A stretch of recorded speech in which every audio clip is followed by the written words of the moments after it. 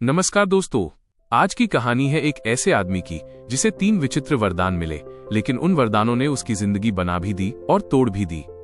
बहुत समय पहले पहाड़ों और घने जंगलों से घिरे एक छोटे से गांव में राघव नाम का एक आदमी रहता था। वो न तो बहुत गरीब था न अमीर। उसके पास थोड़ी सी जमीन थी, एक कच्ची झोपड़ी थी और उसकी पत्नी गौरी थी जो उसे बेहद प्यार करती थी। जीवन साधारण था पर शांत था। लेकिन राघव के दिल में एक बेचैनी थी। जब भी वो गांव के जमींदार की हवेली देखता, जब भी किसी अमीर व्यापारी की सवारी गुजरती, उसके अंदर एक टीज उठती, क्यों मेरे पास इतना कम है, मैं कब तक यूं ही जीता रहूंगा। गौरी उसे समझाती, राघव जो है उसमें खुश रहना सीखो, लालच कभी खत्म नहीं होता। लेकिन राघव के मन में संतोष नहीं था। उसे लगता था कि किस्मत ने उसके साथ अन्याय किया है। एक दिन वह लकड़ी काटने जंगल गया। काम में इतना डूब गया कि उसे समय का ध्यान ही नहीं रहा। जब उसने सिर उठाकर देखा तो सूरज डूब चुका था, आसमान काला पड़ गया था। हवा अचानक तेज हो गई, पेड़ों की डालियां डरावनी आवाज करने लगी। वो जल्दी जल्दी गांव की ओर बढ़ा, लेकिन रास्ता भटक गया। घबराकर वो इधर उधर भागने लगा। तभी दूर उसे एक टूटा हुआ प्राचीन मंदिर दिखाई दिया। उसने सोचा, रात यहीं काटनी पड़ेगी। वो अंदर गया। मंदिर वीरान था, दीवारों पर दरारें थीं, फर्श पर धूल जमी थी। वो एक कोने में बैठ गया। तभी अचानक मंदिर के बीचों बीच एक तेज प्रकाश फैला। आवाज बोली, मैं वो शक्ति हूं जो इच्छाएं पूरी कर सकती है। तुम्हारे मन की बेचैनी मैंने सुनी है। मैं तुम्हें 3 वरदान देता हूं, जो मांगो मिलेगा। लेकिन हर वरदान का परिणाम होगा। जो हो जाएगा उसे बदला नहीं जा सकेगा। राघव का डर पल भर में लालच में बदल गया। 3 वरदान, वो तो अमीरों से भी अमीर बन सकता था। उसने बिना सोचे कहा, मुझे बहुत धन चाहिए, इतना कि पूरे गांव में कोई मेरे बराबर न हो। प्रकाश और तेज हुआ। अचानक सब शांत हो गया।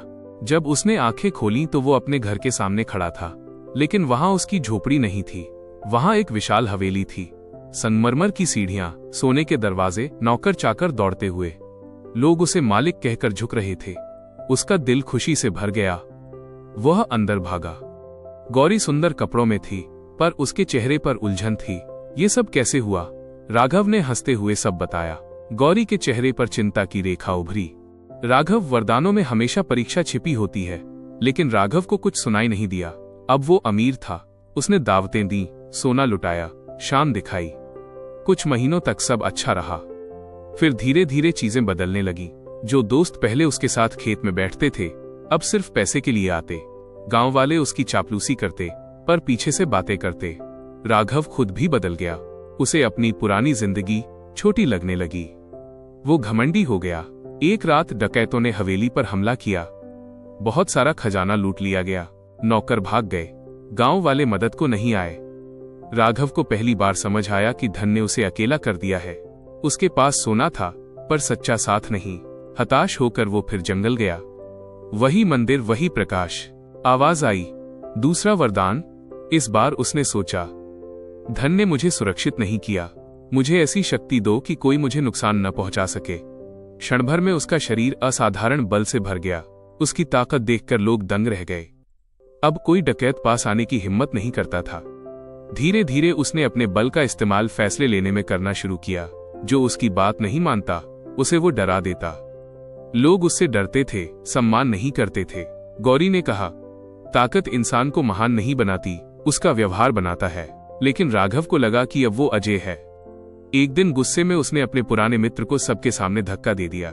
मित्र गिरकर घायल हो गया। उस क्षण उसे पहली बार अपने अंदर कुछ टूटता हुआ महसूस हुआ। उसने देखा, लोग उससे दूर हो रहे हैं। वो शक्तिशाली था, लेकिन अकेला था। न प्रेम न विश्वास। वह तीसरी बार मंदिर पहुंचा। इस बार वो रो रहा था। आवाज फिर गूंजी, ये अंतिम वरदान है। राघव घुटनों के बल बैठ गया। मैंने गलत मांगा। धन ने मुझे अकेला किया, शक्ति ने मुझे कठोर बना दिया। अब मुझे समझ चाहिए, संतोष चाहिए। मुझे वो जीवन चाहिए जिसमें शांति हो। मंदिर में गहरी शांति छा गई। प्रकाश धीरे धीरे मंद हुआ। आवाज बोली, अब तुमने सही वरदान चुना है। जब उसने आंखें खोली तो वो फिर अपनी पुरानी झोपड़ी में था। न हवेली, न सोना, न असाधारण ताकत, बस वही सादा जीवन। गौरी उसके सामने बैठी थी। उसने उसे देखा और मुस्कुराया, एक सच्ची, शांत मुस्कान।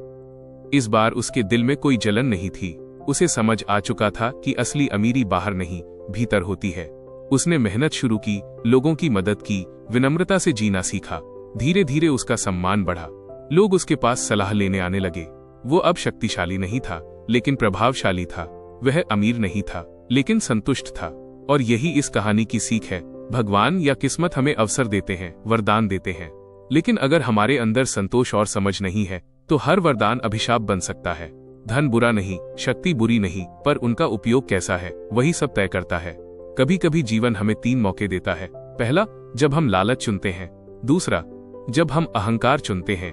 और तीसरा, जब हम समझ चुन सकते हैं। सवाल यह है, जब तुम्हें मौका मिलेगा तुम क्या चुनोगे? अगर आपको ये कहानी अच्छी लगी हो तो ऐसे ही और दिल को छू लेने वाली कहानियों के लिए चैनल को सब्सक्राइब जरूर करें। आपका एक सब्सक्राइब हमें और बेहतर कहानियां लाने की प्रेरणा देता है।